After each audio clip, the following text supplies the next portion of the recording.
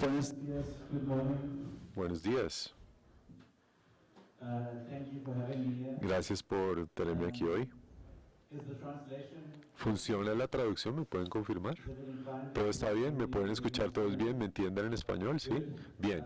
Apologies. Me disculpo. I've just arrived. Acabo de llegar ahora, en este momento, Walking onto stage. y llegar al escenario. When we got the invitation, Cuando tuvimos la invitación para hablar, our estuvimos muy complacidos. Tenía un compromiso para otro evento esta mañana, así que vinimos directo. Estoy triste de no haber podido reunirme con ustedes y escuchar las presentaciones anteriores, y espero que en futuros viajes a Bogotá podamos hacerlo. Como ya me presentaron, trabajo por una organización llamada la Comisión Internacional de Juristas. Tenemos colegas acá en Colombia, incluido mi colega aquí, Rocío Quintero. Esperamos que esta sea la primera de muchas interacciones con organizaciones de personas en condición de discapacidad y estas personas en el país.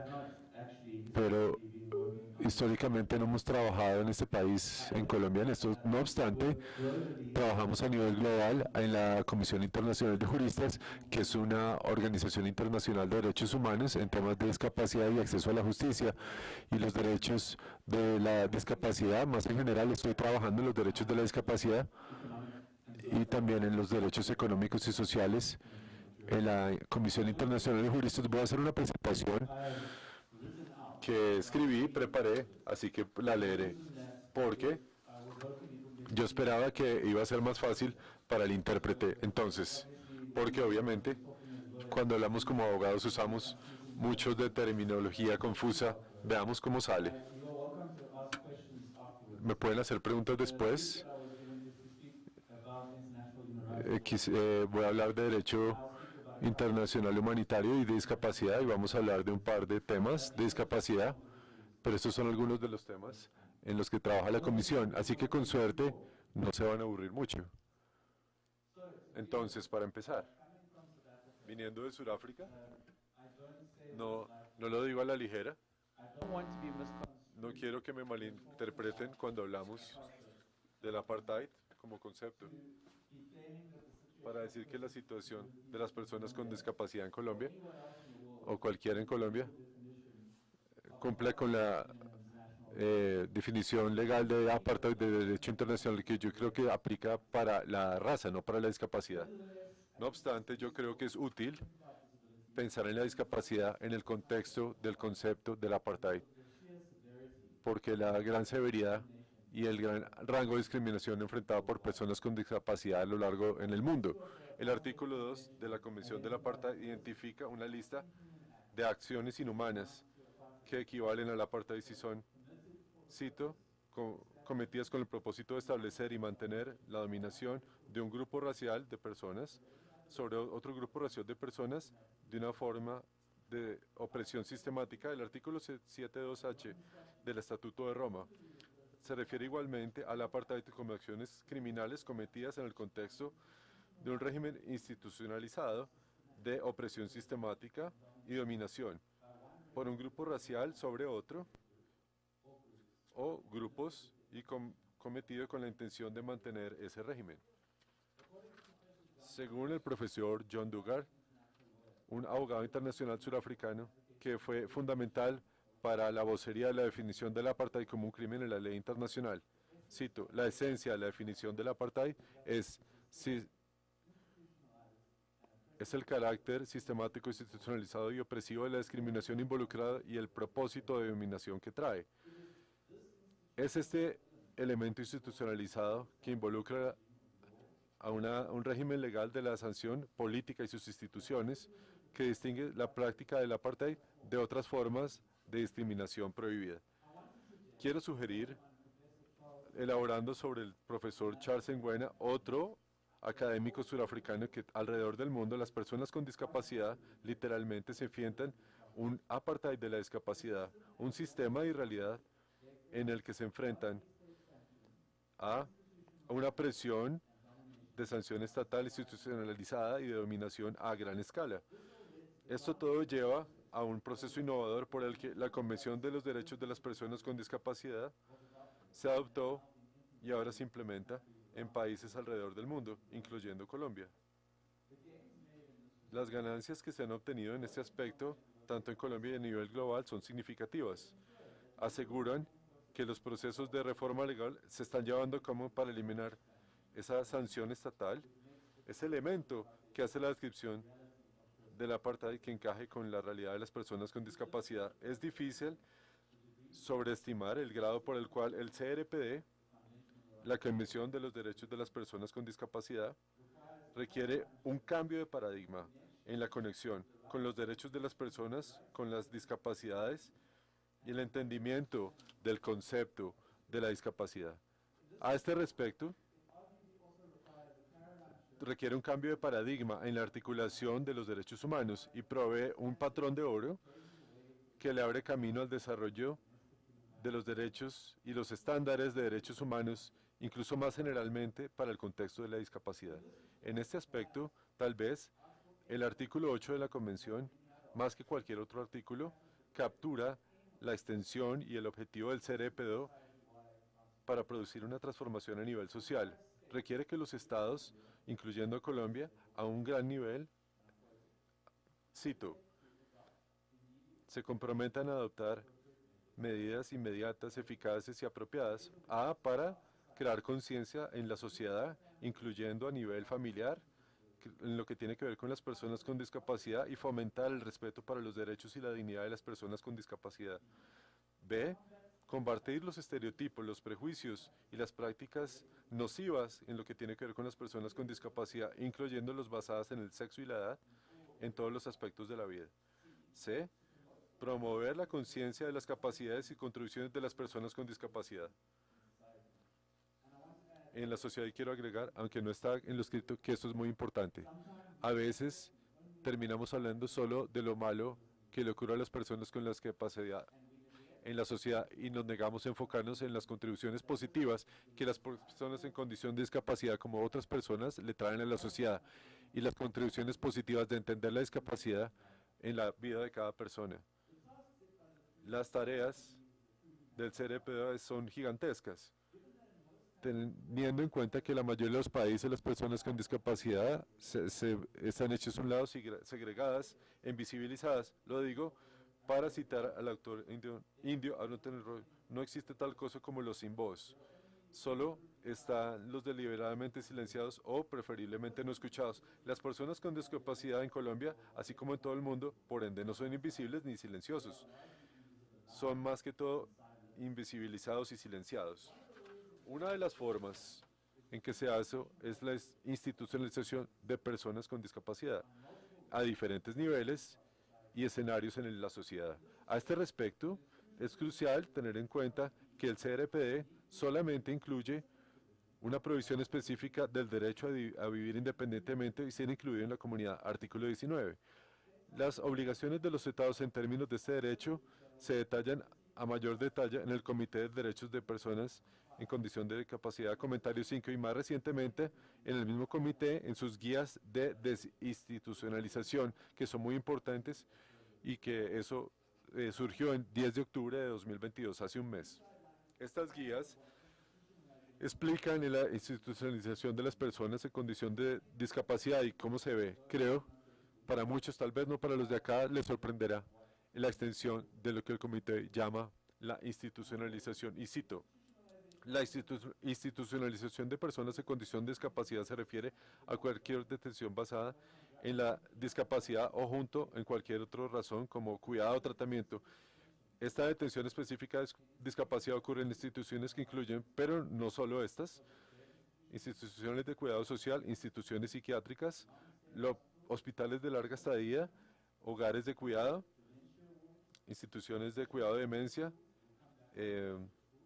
escuelas especiales, centros de rehabilitación y otros centros comunitarios basados, semihogares, hogares de familias, hogares de familias, lugares protegidos, hogares de paso, colonias de leprosos, etcétera, etcétera.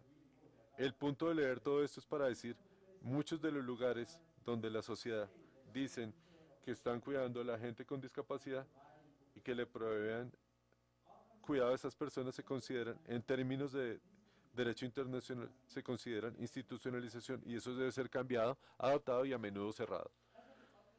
Como más obvios para los que asisten aquí hoy, muchos de los aspectos comunes del tratamiento histórico de las personas con discapacidad en el mundo forman ejemplos de tal institucionalización que el CRPD se está dedicado en contra. Hoy en estas notas vamos a hablar de dos de estas cosas que el CRPD dice, son situaciones de institucionalización. Vamos a hablar de la institucionalización en el sistema educativo y también vamos a hablar en las así llamadas instalaciones médicas como un fallo del respeto a la capacidad legal de las personas en condición de discapacidad. Yo sé que para ahora es obvio mientras hablamos de la discriminación y el apartheid.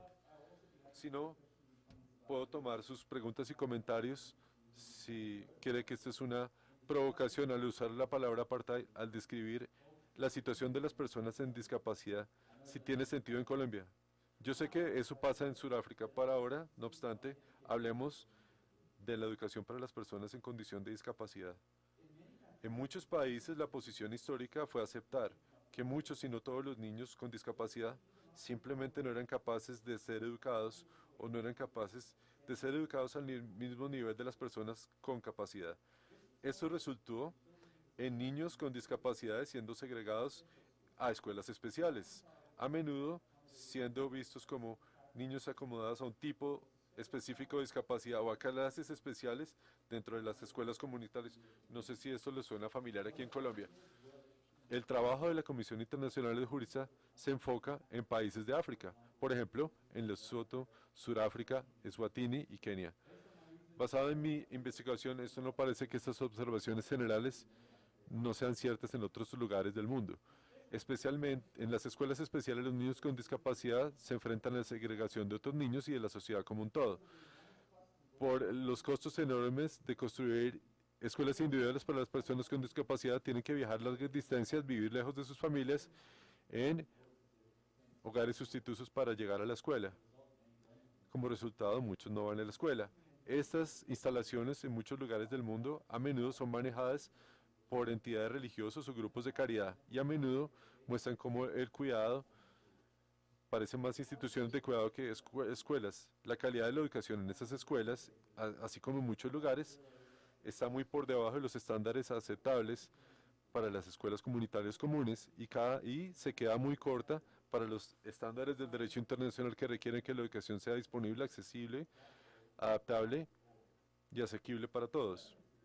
Los materiales de aprendizaje, tales como por ejemplo los libros en braille, materiales de fácil lectura y muchos dispositivos de asistencia son escasos y a menudo compartidos o racionados en los niños. Los maestros a menudo no están bien formados para el currículo, un currículo que no fue diseñado en primer lugar para los niños en discapacidad. En este contexto, el artículo 24 del CRP prevé un derecho de la educación inclusiva a menudo malentendido. Yo lo digo malentendido porque mucha gente alrededor del mundo cree que la educación inclusiva es precisamente el derecho a más escuelas especiales y construir más. Y lo que eso no es explícitamente así, así que el derecho da la obligación de los estados para asegurarse. Y pueden seguirme la corriente. Yo no leo artículos largos, pero este es muy bueno, así que por favor síganme. 24A. Las personas con discapacidad no están excluidas el general educativo general sobre la base de la discapacidad y los niños con discapacidad no están excluidas de la educación gratuita, obligatoria o de la secundaria también. Por la discapacidad, en muchos países los niños con discapacidad intelectual van a la escuela, solo a la escuela primaria y luego no pueden seguir más adelante.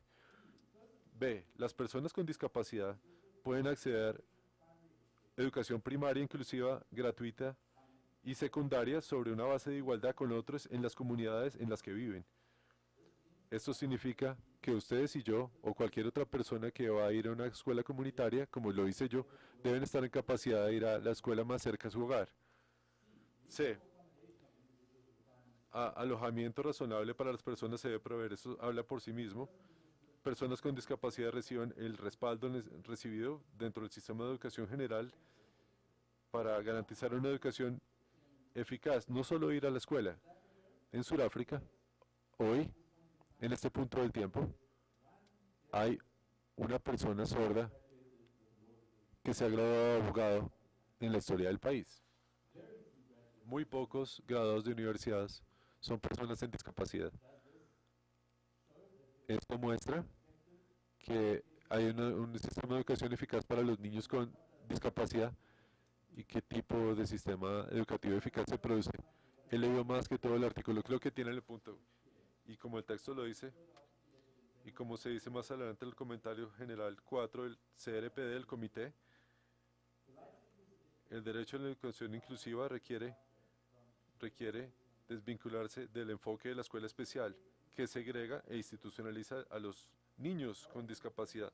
Para tomar la cita del caso U.S. Brown contra la Junta Educativa, el CRPA reconoce que separado pero igual no es igual en absoluto en el contexto de la educación. Teniendo en cuenta este contexto, no es sorpresa que el comité y sus guías del CRP, que las guías del CRP en la desinstitucionalización indican lo siguiente. Los sistemas educativos deben ser incluyentes. Las partes estatales deben incluir a los niños en las grandes escuelas y prevenir esa segregación educativa, lo que socava la inclusión comunitaria y lleva a una mayor presión a los niños. Para prevenir la institucionalización de los niños se debe dar información asequible a los niños, a la familia. Se debe presentar en diferentes formatos amigables para los colegios, centros comunitarios, consultorios médicos, instalaciones de atención en salud, centros de recursos para padres y instituciones religiosas. La capacitación de profesionales, incluyendo los profesionales del cuidado de los niños, es clave para prevenir estas situaciones en las que a las familias se les dice que ubiquen a un niño en esta institución. Yo estoy al tanto de que en el contexto colombiano se han hecho algunos avances en el reconocimiento de educación inclusiva y en el proceso hacia lograrlo. Espero escuchar su opinión en lo que ustedes sienten de cómo ven que el sistema educativo en Colombia cumple con el CRPD y si puede en algunos lugares manifestar un ejemplo de institucionalización. La segunda forma de institucionalización y la última de la que hablar es la del sistema de justicia penal. Como enfocados en los derechos humanos, la Comisión Internacional de Justicia tiene un gran interés en el acceso a la justicia para todas las personas, que incluye personas en discapacidad. Y además de la educación inclusiva, el trabajo de los derechos civiles se enfoca en el acceso a la justicia para las personas con discapacidad. Uno de los temas centrales para asegurar el acceso a la justicia para las personas con discapacidad es el reconocimiento completo de la situación de personas en discapacidad. Nuestro trabajo con el acceso a la justicia para las personas con discapacidad se lleva como una red global de organizaciones que aboga por la reforma legal necesaria para asegurar el acceso a la justicia. Esto se llama el Centro de Conocimiento de Acceso a la Justicia. Esto incluye un rango de actores del sector de la justicia, jueces, abogados, fiscales, psiquiatras, intermediarios, así como las organizaciones de la sociedad civil del mundo, incluyendo miembros de países de América Latina como México, Argentina y Perú.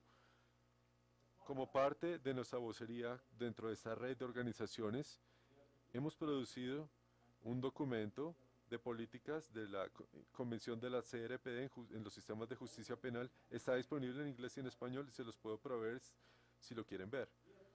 Nos hemos enfocado en la justicia penal por una serie de razones, incluyendo la reforma legal de las leyes de custodia y códigos civiles frente a las personas en discapacidad que han venido más rápidamente comparado con la reforma legal de los procesos de justicia penal.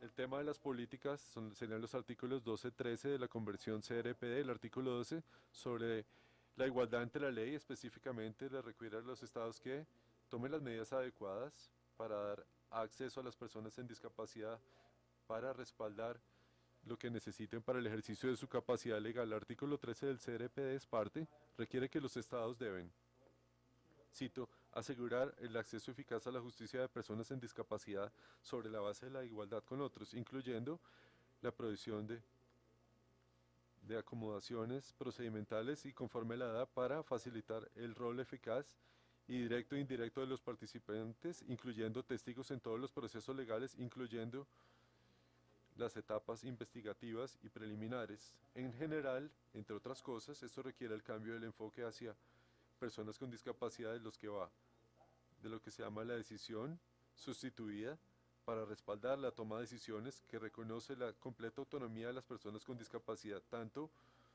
en los procesos de justicia civil y penal. Unas breves recomendaciones aquí. Digamos que los estados deben tomar al menos las siguientes medidas para cumplir con la ley internacional. Abolir el concepto de capacidad y reemplazarlo con procesos que le aseguren a la gente en discapacidad que tenga los mismos derechos que todos para participar completamente en el sistema de justicia penal. 2. Dar el respaldo voluntario e instalaciones, incluyendo intermediarios, a todos los acusados según se necesite para asegurar la completa participación en cada fase del sistema de justicia penal. Tercero, abolir la defensa por demencia y asegurarse que el acusado tenga el mismo derecho a defenderse y tener acceso a las demás defensas en la base de los demás. La defensa de discapacidad es más del sistema occidental legal que tiene el paralelo en muchos sistemas latinoamericanos y africanos, pero creo que tiene mi significado. La idea es que cualquier persona no se le puede declarar loco o demente y así no puede participar de ninguna forma en el sistema del proceso penal. Cuarto, abolir la institucionalización involuntaria y el tratamiento forzado de la discapacidad. Quinto, crear comunidades basadas en alternativas basadas en la comunidad para el encarcelamiento disponible para todos los acusados, incluyendo aquellos en condición de discapacidad. Sexto, establecer alternativas al sistema de justicia penal disponibles para las personas en discapacidad sobre la base de todos los demás. En resumen, las razones para esto son que las observaciones y análisis de los sistemas legales alrededor del mundo sugieren que, a pesar de que las personas en discapacidad a menudo están desproporcionalmente sujetos a arrestos y acusaciones, incluyendo contravenciones, frecuentemente no se les permite participar completamente en los sistemas de justicia penal, bien sea como demandantes, victimarios, testigos o incluso como abogados o jueces. En muchos países, cuando el sistema de justicia falla en dar las instalaciones procesales razonables para las personas en condición de discapacidad, la respuesta es, sorprendentemente, seguir victimizando la discapacidad de la persona, declarándolos incapaces de participar. Esto tiene varios resultados negativos, sobre todo, y estos son ejemplos.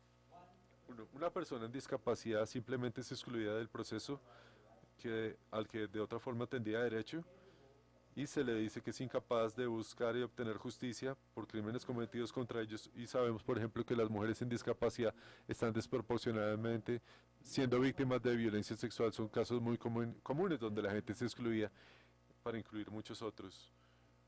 2. Una persona en discapacidad se le juzga, se le sentencia y procesa sin participar en un proceso o sin que alguien más participe a su nombre y supuestamente su interés sin su acuerdo. Tercero, una persona en discapacidad se le dice que está en discapacidad de participar en el sistema de justicia penal y por ende se le lleva a un asilo o institución mental, a menudo de forma indefinida, sin haber sido sentenciado por ningún crimen. Así pueden ver, esto tiene que ver de nuevo con la institucionalización y desafortunadamente muchas personas en discapacidad han sido institucionalizados y siguen estándolo mientras hablamos alrededor del mundo porque han entrado en contacto con el sistema de justicia penal. Puede haber instituciones más extensamente que la sentencia que hubieran recibido si hubieran ido a la corte. A menos esas instituciones son tan malas que la persona en discapacidad se ve que es peor que una prisión y el riesgo de las instituciones de derechos humanos que ven que las condiciones a las que se enfrenten son similares a la tortura, a tratos crueles, inhumanos y degradantes.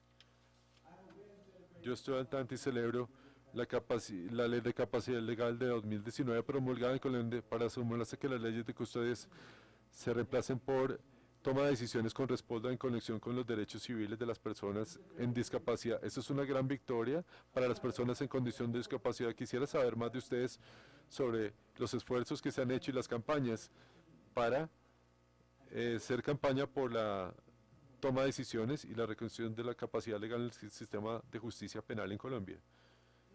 En conclusión, les doy gracias por su atención y me disculpo por mi falta de conocimiento del contexto de Colombia, viniendo de una a veces malentendida y deliberadamente malentendida realidad en el sur global.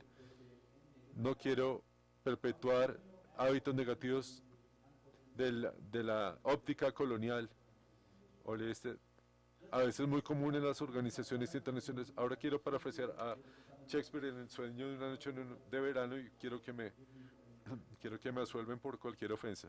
Si las sombras hemos ofendido, piensa solo esto y todo se arregla. ¿Qué has dormido aquí?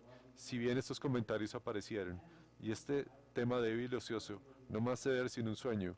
Compañeros, no reprendan. Si me perdonas, nos curaremos. Muchas gracias por su atención y espero sus preguntas. Bueno, buenas tardes a todos y a todas. Yo quisiera iniciar mi pregunta. Primero, el panelista expresó que tiene conocimiento respecto a discapacidad y economía, entonces como relacionando de una vez los dos temas de experticia, quisiera también preguntar en este contexto de institucionalización, cómo luchar contra la falta de financiación y de apoyo para los caregivers, los cuidadores, en un mundo que está envejeciendo y que precisamente solamente nos encaminaría hacia hacer más grave la institucionalización en estos centros de apoyo tanto para las personas en condición de discapacidad como para los adultos mayores. También respecto al reconocimiento de la representación legal, sí, al final, pues yo no tengo el mayor conocimiento en esta sala, ya después los panelistas del panel anterior nos ampliarán la información, pero sí, en efecto, Colombia ya tiene el reconocimiento de capacidad legal para las personas en condición de discapacidad, precisamente acogiendo esta recomendación de las Naciones Unidas, que también entiendo está atada en una recomendación de las Naciones Unidas en cuanto a los cuidadores o a los caregivers, que entiendo que tampoco se está cumpliendo. Entonces también va como enfocada mi pregunta hacia cómo luchar económicamente para que los cuidadores sí puedan dar una atención adecuada en estas institucionalizaciones de las personas en condición de discapacidad. Organization for people in disability conditions. Thank you.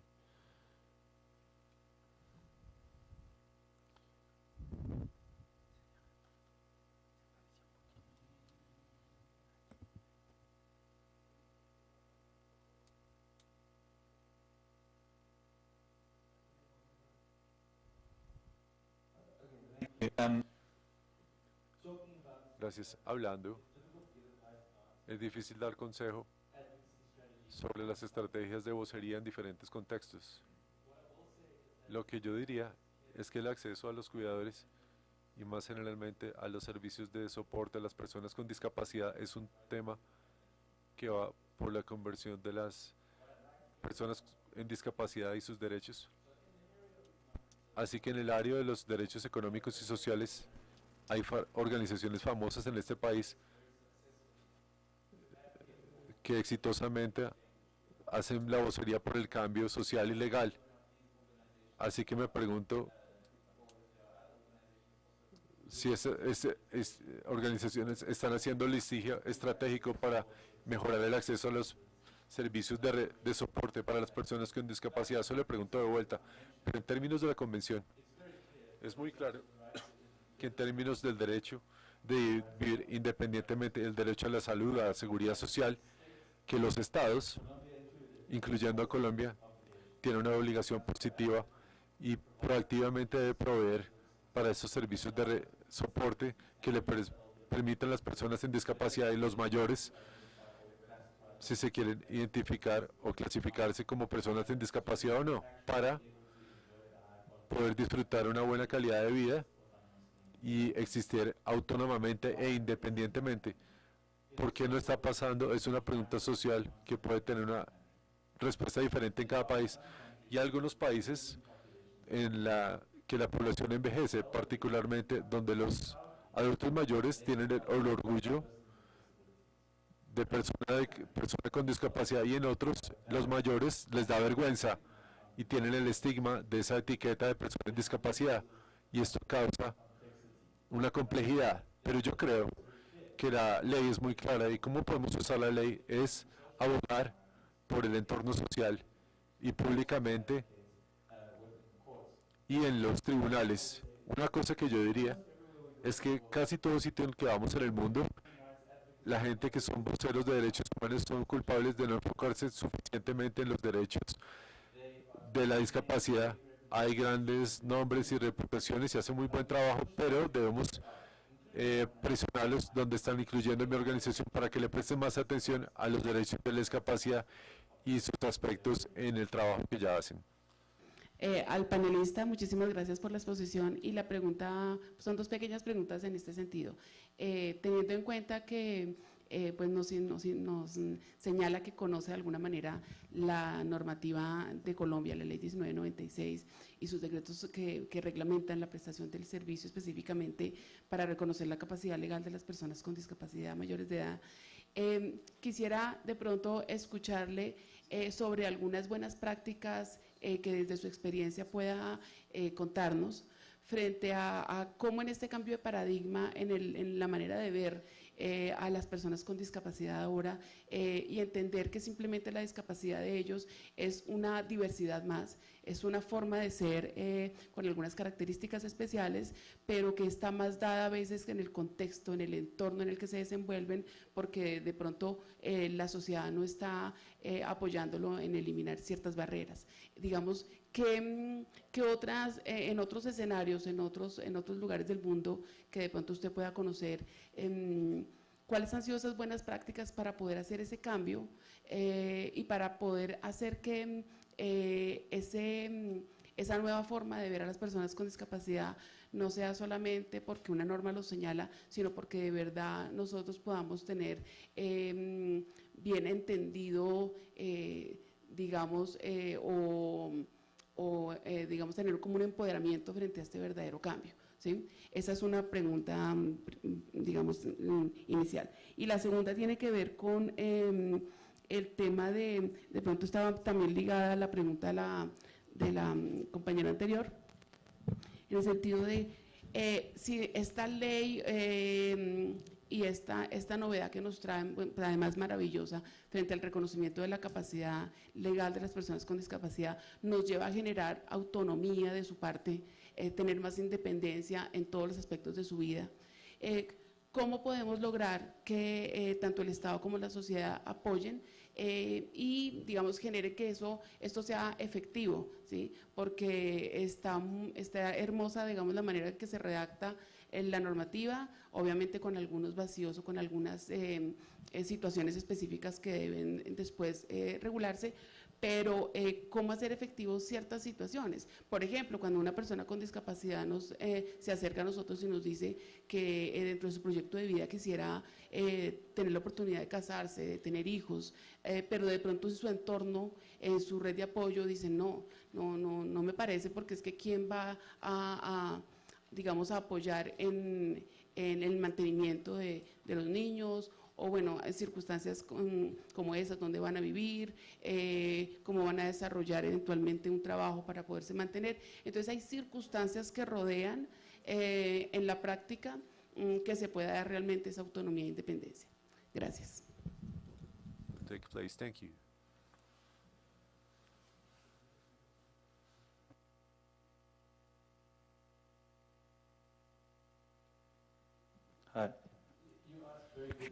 Buenas preguntas y las respuestas no son fáciles.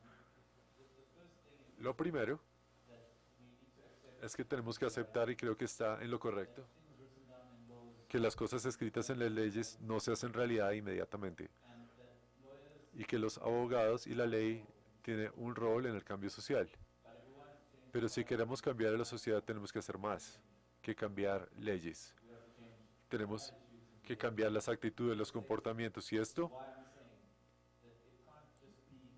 no puede ser que haya un pequeño grupo de activistas de los derechos de los discapacitados que hablan de eso, y yo seguro que ustedes lo conocen y siempre van a los mismos eventos, las mismas cosas y todos hablan de sí mismos.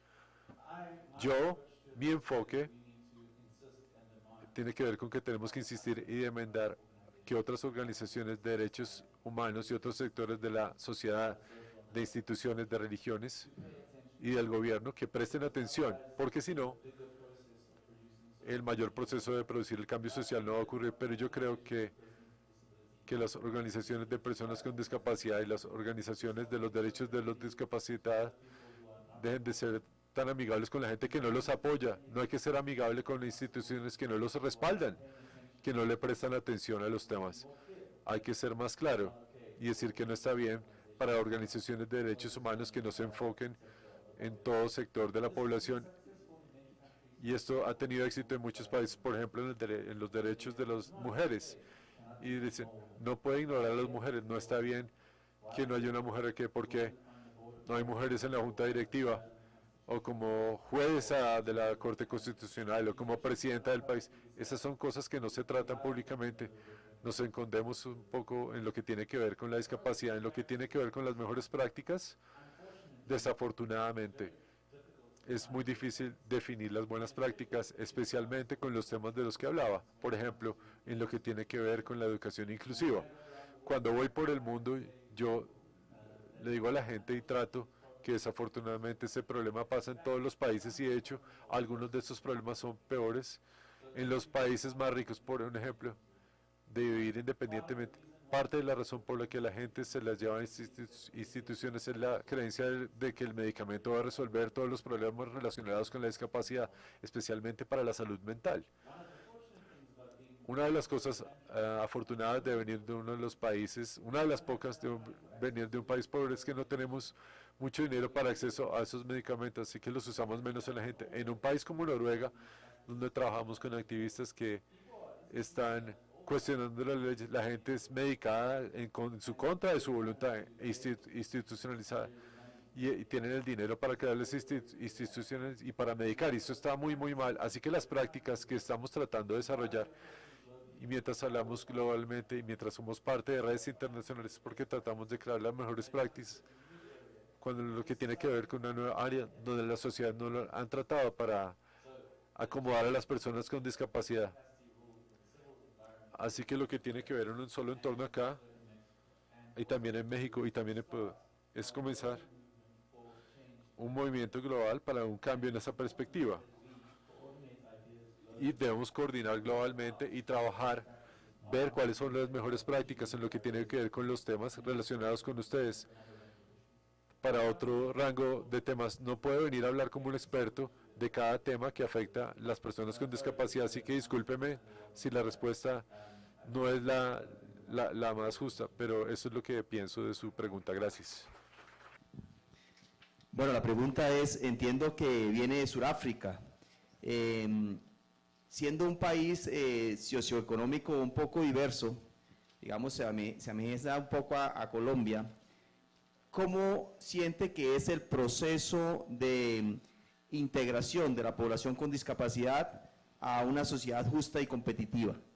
Y si es así, ¿qué han hecho para lograrlo? Y si no, ¿qué falta para lograrlo? Thank you. Es una sociedad similar. He needs a headset. Thank you.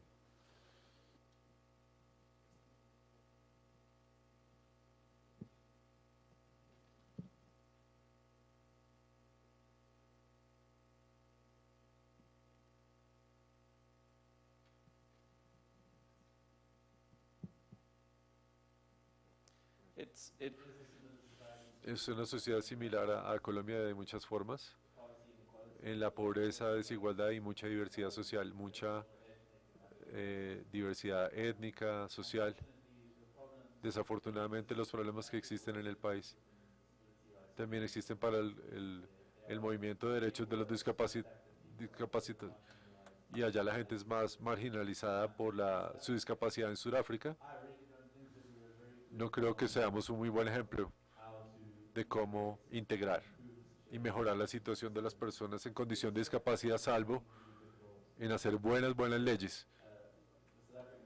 El gobierno surafricano le importa mucho en que no se le vea como violador del derecho internacional, pero aparte de eso, no es tan bueno.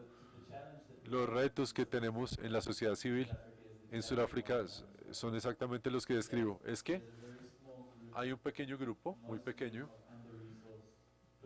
personas sin recursos ni discapacidad, que manejan esas organizaciones de derechos de discapacitados, pero sin el respaldo de muchas de las grandes organizaciones. Y vamos por un proceso de tratar de ponerle una presión significativa a la sociedad civil para que mejore cómo se comporta en lo que tiene que ver con el gobierno. El gobierno hace lo que hace en Sudáfrica y siempre dirá que respalda los derechos de los discapacitados, celebra la discapacidad, digamos, por todo el mes de noviembre, se hacen muchos eventos, pero los colegios siguen siendo como son y la situación sigue siendo como es.